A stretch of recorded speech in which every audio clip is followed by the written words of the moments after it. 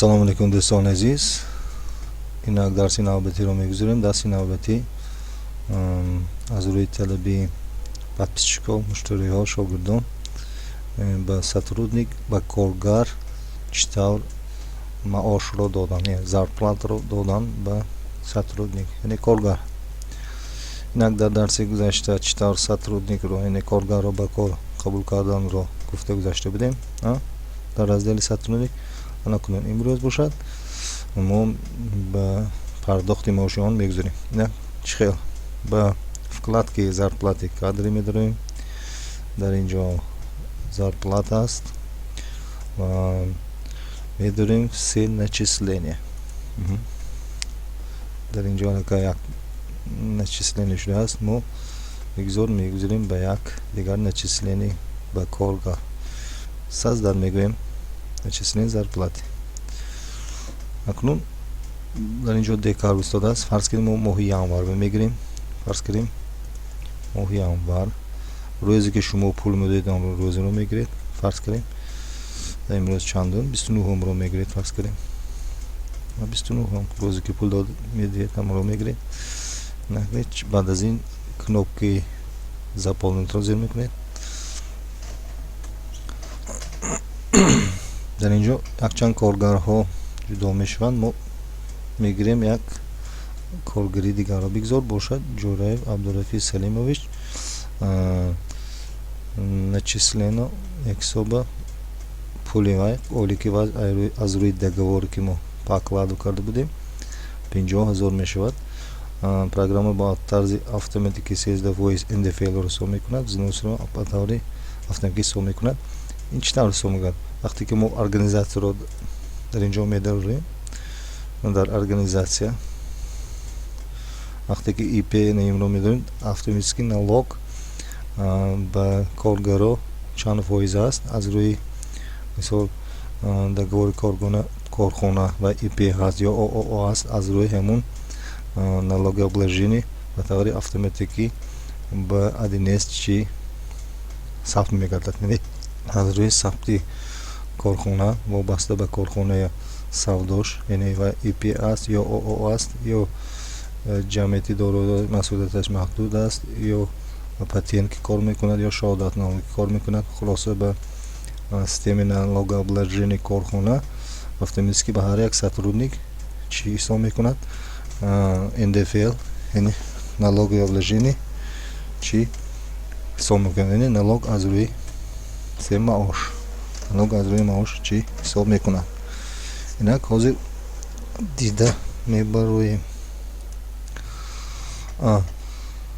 اکنون وقتی که ما با جوراев عبدالرفیع سلیمویچ договор کرده بودیم وقتی که با اویلاگ میدیم در اونجا سیستم учет указывать کرده نبودیم. بیاید همون سیستم учет رو указывать نکنیم. چه خیلی دیگه شوز من میفهمم وقتی که من در اینجا ما با сотрудник چی کردیم جوراев سلیمویچ договор کردیم. وقتی که با اون کس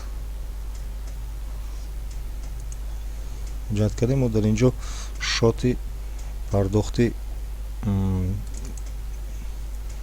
همین کس رو چی نکردیم указывать نکردیم. یعنی оплата و оклад میشود که در برنامه در کدام شد ثبت میکردد ما چیکار نکردیم جایگیر نکردیم. بیرون به طور من شما تکرار کنید همین کس رو از نام نشان میدیم. فرق کردیم جوراев عبدالرفیع سلیمویچ میدارید با сотрудники изменить رو زیر میکنید. میدارید با کادروی دکومنت رو زیر میکنید. در اینجا با میجیخید در اینجا оплата по кадру показать все میگوید. در اینجا оклад میبوید. همین رو چی میکنید изменить способ отражения налоги شد در اینجا указать کردن شده است. ما چیکار میکنیم указать میکنیم.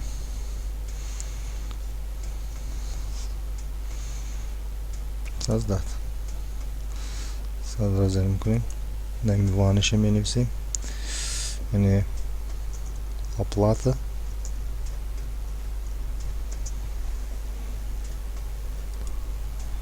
указать میکنیم оклад оклад менависем дар не қавсба 20 шот менависем, чунки ба таври автоматикӣ худаш чӣ мекунад, отображан мекунад. Шот 20 шот.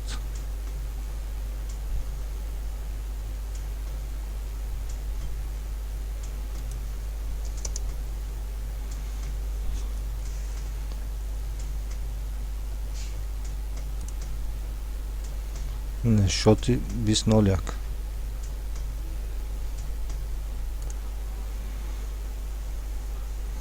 шоти 2001 мешавад. Статья оплата труда мешавад. дар инҷо ёфта мемонем. оплата труда. записать закрит мекунем. оклад 20 шот шуд. записать закрит. оплата по окладу. анакну чӣ ки аввали ҳаст провести закрит мекунем.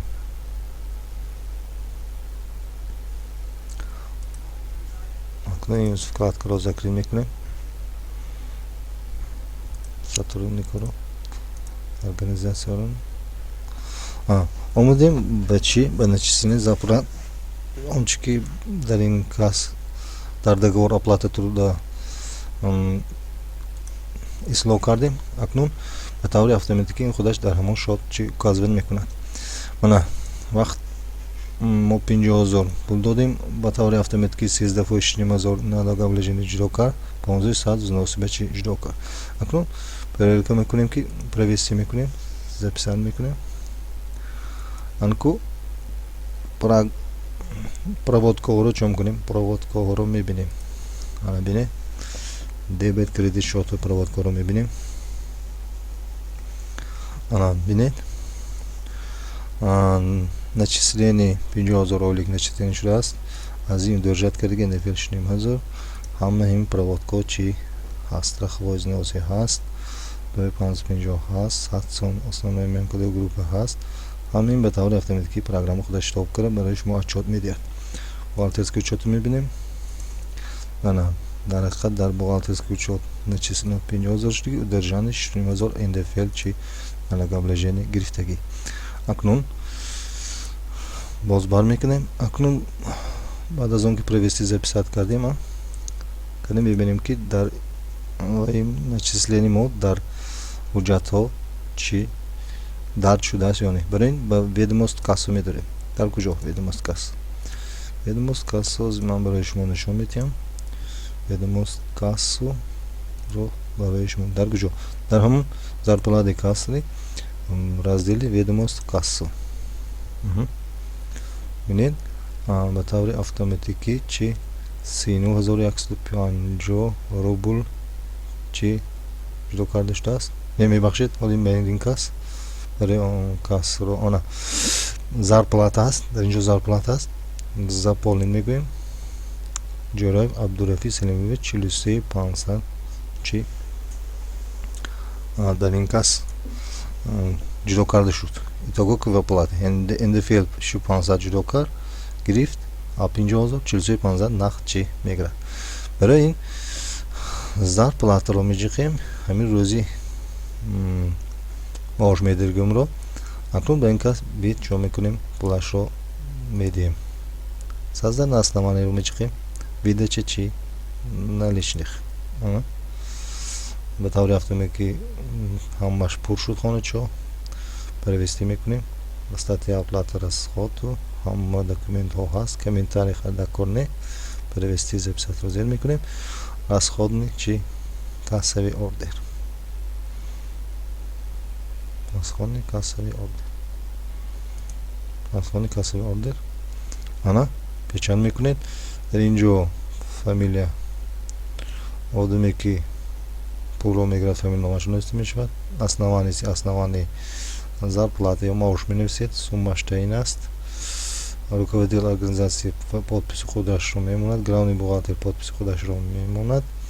получил бы фамилию номаш подписиро мемонад. кассир фамилию подписи худашро чӣ мемонад. шуд. ба ин тамом аст. шуд. ба ин ба охир расид. чӣ видеоуроки пул додан ба кас, ба сотрудник, ба маошам кас. инак дарси мо бо худсид. Худоҳофиз. ягон фикр ягон нофаҳмӣ бошад расид, ман боз ба шумо ҷавоб медиҳам. дар паноҳи худо бошед. худоҳофиз.